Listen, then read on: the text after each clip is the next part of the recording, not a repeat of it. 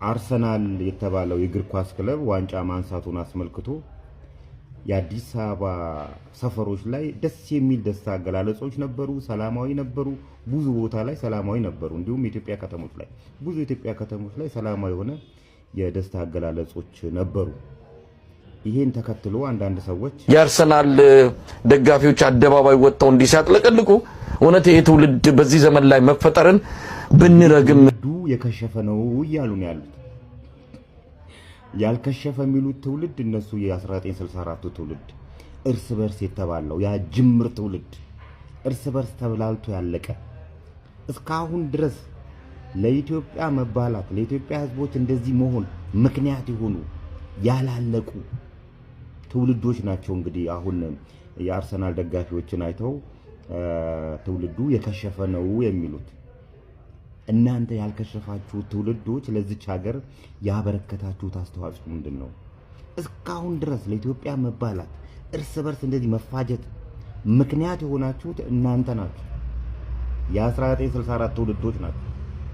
እስቲ በኢትዮጵያ እግር ኳስ ውስጥ አርሰናል ትላንት ዋንጫ ሲያነሳ ዋንጫውን ወደ መቀበያ ቦታ ይዘው ሄዱት ሁለት ሼባዎች ናቸውና እነሱን ሰዎች ሳይ የሀገሬ እግር ኳስ ነው ትዝ ያለኝ። እነዚህ ሰዎች እንግዲህ ለአርሰናል የሚውል ለእንግሊዝ የሆነ ያበረከቱት አስተዋጽኦ ስላለ ነው ያችን ዋንጫ ይዘው እዛ ጋር ያረጓል። እናንተ ከይድነቃቸው ተሰማ ውጪ ያላችሁ ሰዎች በኢትዮጵያ እግር ኳስ ውስጥ ከመስረቅ ውጪ ምንድነው ታሪካችሁ? ንገረኝ። ከመስረቅ ሀገር ከማዋረድ ውጪ ለሀገራችሁ ያበረከታችሁት አስተዋጽኦ ምንድነው? የከሸፋችሁ ጅምሮች የአዲስ አበባ ወጣት ከ1997 ጀምሮ ያፈለገ ብትለው አይነሳልህ። ያፍና ተባላ ና ተጣላ ና ተዋጋ አይነሳልህም ነው የምልህ። ለማንኛችሁም እየሄዳችሁ እናንተ አይደላችሁም ከሸፈ ምናምን ብላችሁ እንትን የምትሉት እናንተ እዛ ሰው ሀገር ላይ ቁጭ ብላችሁ ሀገራችንን የምናውቀው እኛ ነን። እንኳንም ተደሰቱ፣ እንኳንም ደስ አላቸው፣ እንኳንም ዋንጫ አገኙ። እናንተ ግን እየሄዳችሁ ሌላው ነገር ጆሮ ዳባ ልበስ አንሰማም አናይም ብለው የአርሰናል ደጋፊዎች አደባባይ ወጥተው እንዲያጥለቀልቁ እውነት ይሄ ትውልድ በዚህ ዘመን ላይ መፈጠርን ብንረግም ችግር አለው።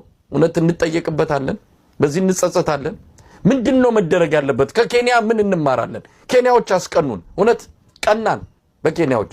የኛን እችን ታክል ጉዳት አደረሰባቸው። የኛ መከራ ቢከፋፈል እኮ ለብዙ ሀገራት ይበቃል። እኛ ጋር ያለው ቀውስ፣ እኛ ጋር ያለው በደል፣ እኛ ጋር ያለው መንግስታዊ ጭቆና ለብዙ ሀገራት የሚትረፈረፍ ነው። እኛ ጋር ብቻ ያለው ግን እንዲህ ድምጽ አውጥተህ ስትናገር እንዲህ ለህብረተሰቡ ልሳን ስትሆን እዛ መከራው ቀንበሩን ተሸክሞ ግድ የለም ተመችቶኛል፣ አንተ ለምን እዛው ዳር ሆነህ ስለኛ ልትናገር አትችልም ብሎ መልሶ አንተን ሊገስጽ ይሞክራል። ደግሞ ምን አይነት ሞራል እንዳለን ራሱ የሚያስገርም ነው። እውነት ለመናገር ያሳፍራል። በዚህ ዘመን ላይ መቼም ኢትዮጵያ ናትና ኢትዮጵያ ሆኖ መፈጠር ያሳፍራል ብሎ መናገሩም ጥሩ አይደለም። በሚዲያ ላይ ችግሩ የት ነው ያለው የሚለውን በደንብ ፈትሾ እንደው መፍትሄም ካለ መፈለግ የሚገባን ይመስለናል። እንደ ህዝብ በጅምላም ነገሩን መመልከት አንዳንድ ጊዜ ሊከብድ ይችላል። ግን ምንድነው ታዲያ የት ነው ቦታው? የቱ ጋ ነው የታመም ነው? የቱ ጋ ነው የደከም ነው? የቱ ጋ ነው ትንፋሽ ያጠረን የሚለውን እንደው እንዴት አድርገን ያንን ችግር ለይተን ወደ መፍትሄ እንደምንመጣ አላቀም። ቀደም ሲል እንዳልከው ነው። አንዳንድ ጊዜ ይገርመኛል። ነዳጅ በየ3 ወሩ እየጨመረ በጣም አስገራሚው ነገር ነዳጅ ሲጨምር ከእንኳን ደስ አላችሁ መልእክት ጋር እኮ ነው የሚመስለው።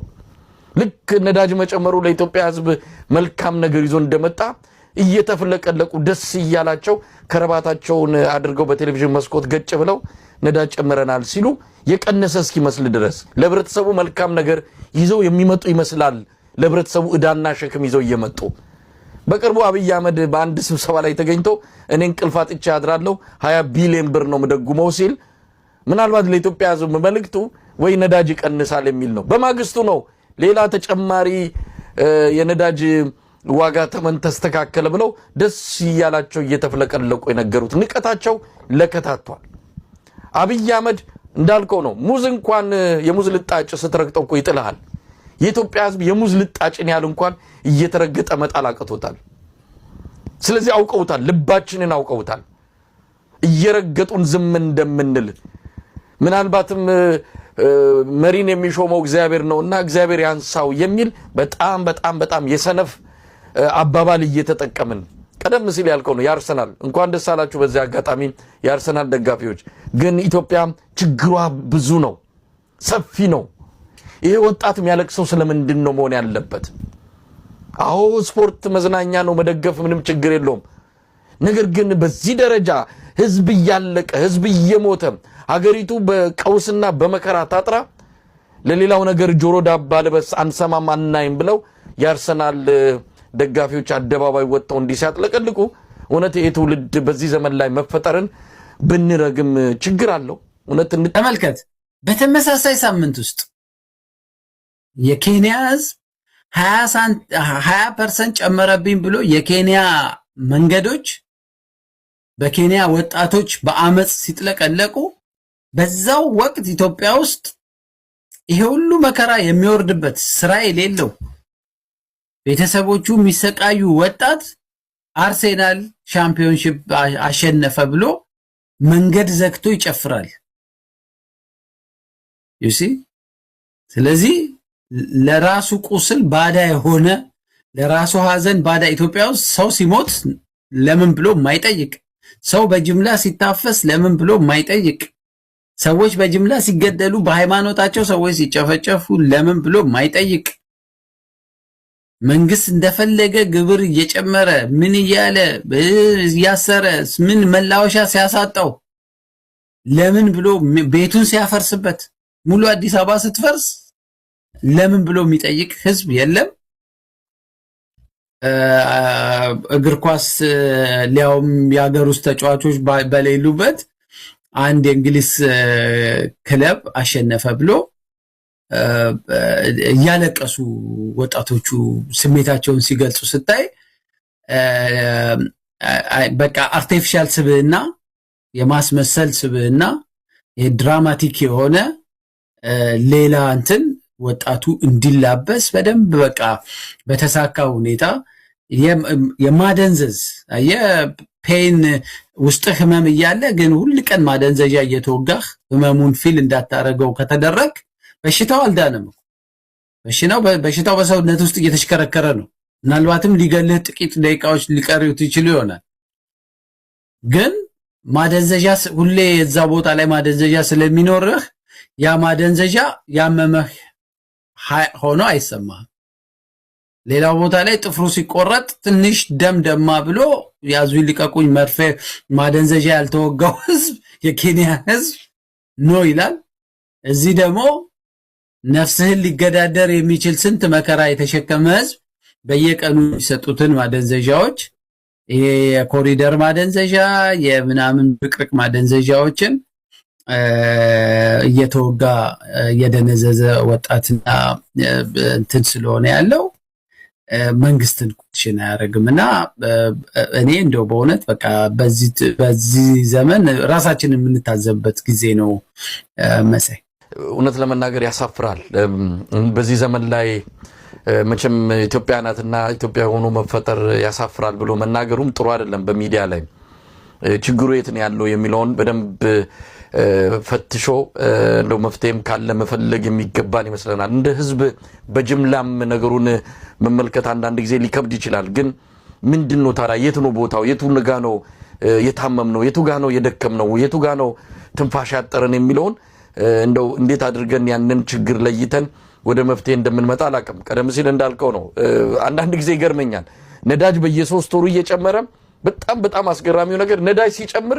ከንኳን ደስ አላችሁ መልእክት ጋር እኮ ነው የሚመስለው ልክ ነዳጅ መጨመሩ ለኢትዮጵያ ህዝብ መልካም ነገር ይዞ እንደመጣ እየተፈለቀለቁ ደስ ይያላቸው ከረባታቸውን አድርገው በቴሌቪዥን መስኮት ገጭ ብለው ነዳጅ ጨመረናል ሲሉ የቀነሰ እስኪመስል ድረስ ለብረተሰቡ መልካም ነገር ይዘው የሚመጡ ይመስላል ለብረተሰቡ እዳና ሸክም ይዘው እየመጡ በቅርቡ አብይ አህመድ በአንድ ስብሰባ ላይ ተገኝቶ እኔ እንቅልፍ አጥቼ አድራለሁ 20 ቢሊዮን ብር ነው መደጉመው ሲል ምናልባት ለኢትዮጵያ ህዝብ መልእክቱ ወይ ነዳጅ ቀንሳል የሚል ነው በማግስቱ ነው ሌላ ተጨማሪ የነዳጅ ዋጋ ተመን ተስተካከለ ብለው ደስ ይያላቸው እየተፈለቀለቁ የነገሩት ንቀታቸው ለከታቷል አብይ አህመድ እንዳልከው ነው ሙዝ እንኳን የሙዝ ልጣጭ ስትረግጠው እኮ ይጥልሃል የኢትዮጵያ ህዝብ የሙዝ ልጣጭን ያህል እንኳን እየተረገጠ መጣል አቅቶታል።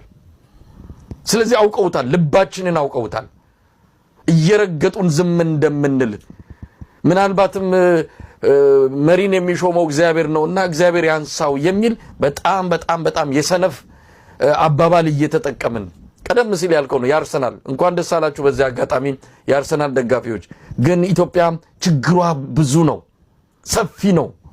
ይሄ ወጣት የሚያለቅሰው ስለምንድን ነው መሆን ያለበት? አዎ ስፖርት መዝናኛ ነው፣ መደገፍ ምንም ችግር የለውም።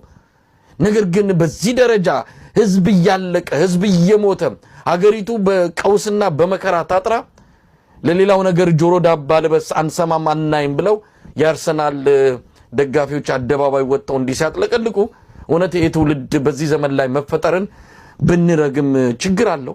እውነት እንጠየቅበታለን፣ በዚህ እንጸጸታለን።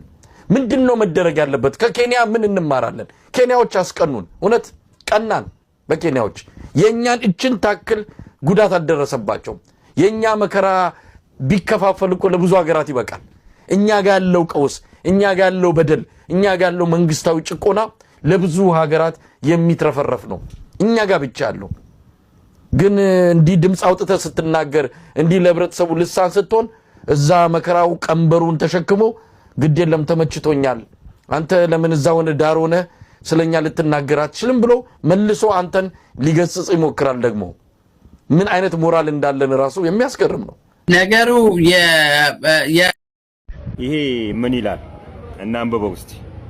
ለሚኩራ ክፍለ ከተማ ለፌደራል ፖሊስ የጻፈው ደብዳቤ ነው። የለሚኩራ ክፍለ ከተማ የግንባታ ፈቃድና ቁጥጥር ጽሕፈት ቤት ነው ይሄን ደብዳቤ ጻፈው።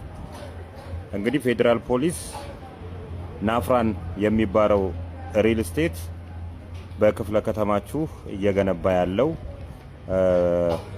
ቤት አለ ወይ ሪል ስቴት አለ ወይ ብሎ ነው የለሚኩራ ክፍለ ከተማ የግንባታ ፈቃድና ቁጥጥር ጽሕፈት ቤትን የጠየቀው። ጽሕፈት ቤቱ ምን ብሎ መለሰ? በዚሁ መሰረት ይላል በናፍራ ሪል ስቴት ወይንም በመጋቢ በላይ ሽፈራው ስም በጽሕፈት ቤታችን ምንም አይነት ግንባታ ፈቃድ የሌለ መሆኑን እናሳውቃለን ይላል። ናፍራ ሪል ስቴት እንግዲህ የፕሮቴስታንቶቹ ነው። ፕሮቴስታንቶቹ እንግዲህ በጋራ ይሄ መጋቢ በላይ ሽፈራው የሚባል ሰውዬ ቸርች ያገኛቸውና ሪል ስቴት ገንብቼ ሰጣችኋለሁ ብሎ የምታዩትን 2.7 ሚሊዮን ብር ድረስ ነው ከአንድ ሰው የለቀሙ። እግዚአብሔርን ሊያመልኩ ሄደው ይሄን ያህል ብር ከተበሉ በኋላ በላይ ሽፈራው የሚባል መጋቢ ወይም ደግሞ ናፍራ ሪል ስቴት የሚባል ካምፓኒ ምንም አይነት የሪል ስቴት ፈቃድም የለም፣ የጀመረውም ሪል ስቴት በክፍለ ከተማችን የለም ብሏል። እሱ ግን ከ50 ሚሊዮን ብር በላይ በልቶ ብርኩናውን ይዞ ጠፍቷልና በዚህ አጋጣሚ ናፍራ ላይ ቤት ይደርሰናል ብላችሁ የተመዘገባችሁ የፕሮቴስታንቱ ምዕመናን መጋቢ በላይ ያለውን ቋሚ ሀብት ፈልጋችሁ ብታስይዙ በዚህ አጋጣሚ ድረሳችሁ ቤት ሰርቶ ይሰጠናል የሚለው ተስፋ ግን ተስፋ ብቆርጡ ጥሩ ነው። ሰብሰብ ብላችሁ ያለውን ሀብት ካሁኑ ብታስይዙና በፍትሐ ብሔር ብትከሱት የተሻለ